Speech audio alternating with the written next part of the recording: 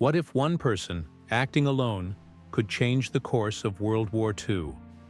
Imagine a single spy, deep behind enemy lines, holding the secret that would doom Germany's most powerful warship. This isn't fiction. It's the untold true story of how one daring act of espionage led to the sinking of an unstoppable battleship. The ocean floor holds many secrets, but few are as astounding as the true reason Germany's most formidable battleship met its watery grave. Forget what you thought you knew about naval warfare. The real story involves a shadow figure, a daring mission, and an act of espionage so profound it fundamentally shifted the tide of war. We're finally revealing the full truth behind this incredible, true story. October 1941. In the deep, silent fjords of occupied Norway, the air hangs heavy with the scent of pine and salt water and the chill of the coming Arctic winter. Under the shadow of immense, snow-dusted cliffs, a leviathan of steel and iron rests.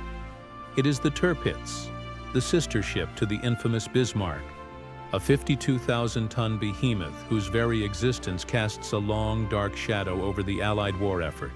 Her 15-inch guns, capable of hurling 1-ton shells over 20 miles, are a silent promise of annihilation. She is the pride of the Kriegsmarine, Hitler's beast, a fortress of the sea waiting for her moment to strike.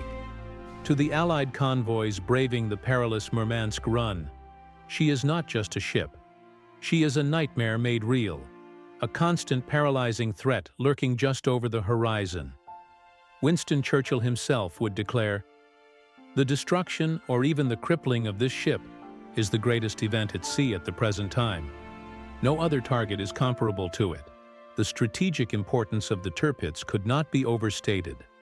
Moored in the protected anchorages of Norway, she acted as a fleet in being, a single powerful piece on the global chessboard that tied down a disproportionate number of Royal Navy capital ships.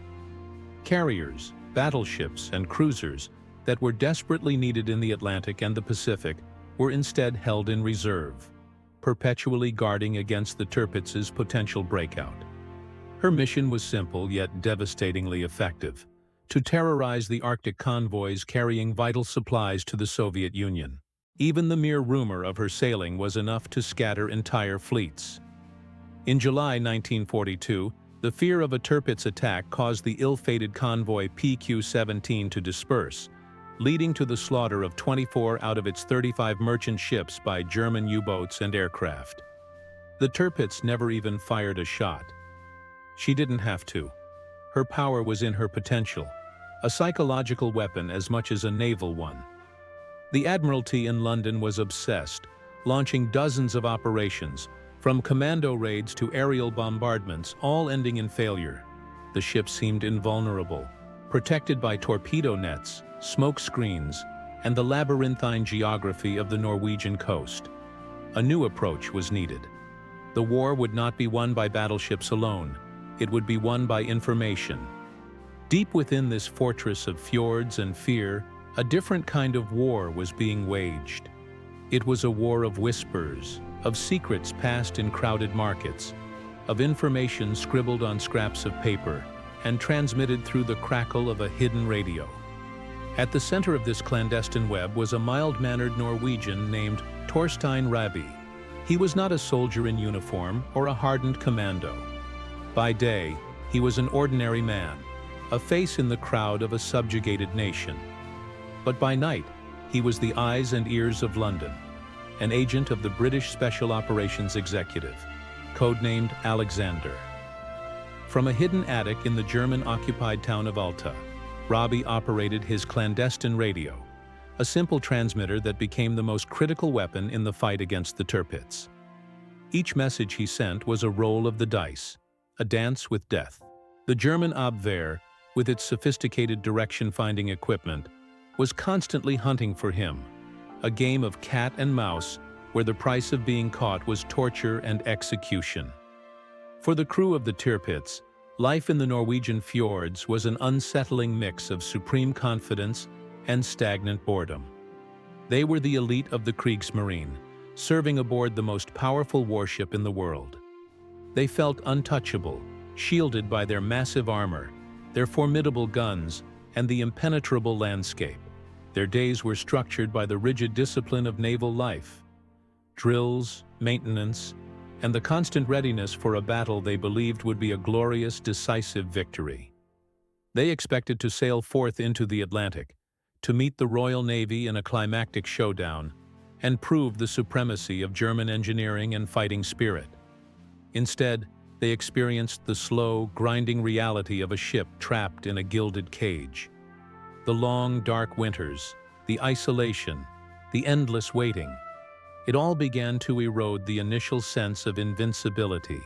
They were guardians of a ghost, a fleet that never sailed, their power held in check not by enemy ships, but by Allied intelligence. The key to unlocking this stalemate was Rabi's radio. Through a network of local informants, fishermen, ferry captains, and resistance members, he gathered a stream of priceless intelligence. He knew the ship's precise location, its state of readiness, the patrol schedules of its protective aircraft, and even the patterns of its defensive smoke screens. His life revolved around the rhythmic crackle and hum of his transmitter. This sound, a simple electronic pulse, became a symbol of defiance.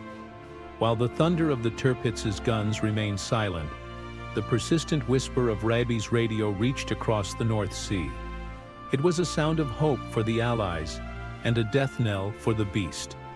He meticulously documented the ship's movements between Kofjord, Langfjord, and Hakoya, noting when her torpedo nets were down for maintenance and charting the gaps in her air cover. Each transmission was a piece of a puzzle, and back in Britain, analysts were putting it together to form a clear picture of the target. His reports, confirmed by daring reconnaissance flights, were a testament to his courage. One documented SOE report from the time dryly states, "Agent Alexander confirms Tirpitz remains at Kofjord. No unusual activity." Behind that sterile language was a man risking everything, huddled over his radio, knowing that each broadcast could be his last. This steady flow of information transformed the perception of the Tirpitz from an unkillable monster into a solvable problem. The brute force of earlier attacks gave way to surgical precision. The question was no longer if they could sink the Tirpitz, but how. The hum of Rabi's radio was replaced by the drone of the Lancasters, a sound that sealed the fate of the Tirpitz. The Tallboy bombs fell, not as a blind barrage, but as a calculated strike. 3 direct hits and several near misses tore the ship apart. One bomb penetrated the port side, exploding in a magazine and ripping a massive hole in the hull. The great ship, once the symbol of Nazi naval might, began to list, her proud guns pointing uselessly at the sky. Within minutes, a violent internal explosion sealed her doom. The Tirpitz capsized, trapping nearly 1,000 of her crew inside. The seemingly invincible fortress had been breached not by a rival fleet, but by a combination of engineering genius and the quiet, relentless courage of one man with a radio.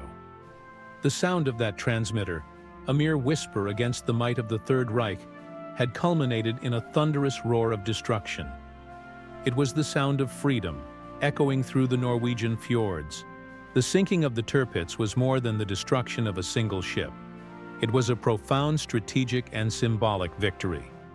It released the immense naval forces the Royal Navy had kept in reserve, freeing them for deployment to the Far East and for the final push against Germany.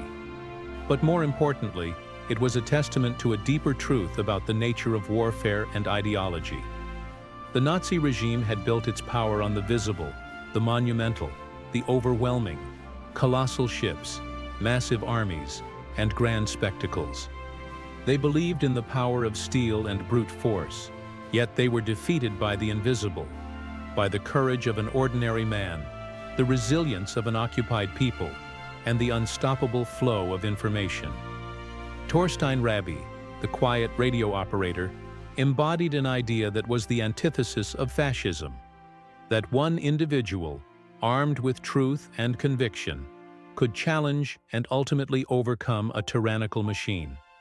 His fight was not for glory or conquest, but for the fundamental right to be free, a principle that proved more powerful than any weapon in Hitler's arsenal. The quiet crackle of his radio was, in its own way, the sound of democracy at work. A single voice, speaking truth to power and changing the world.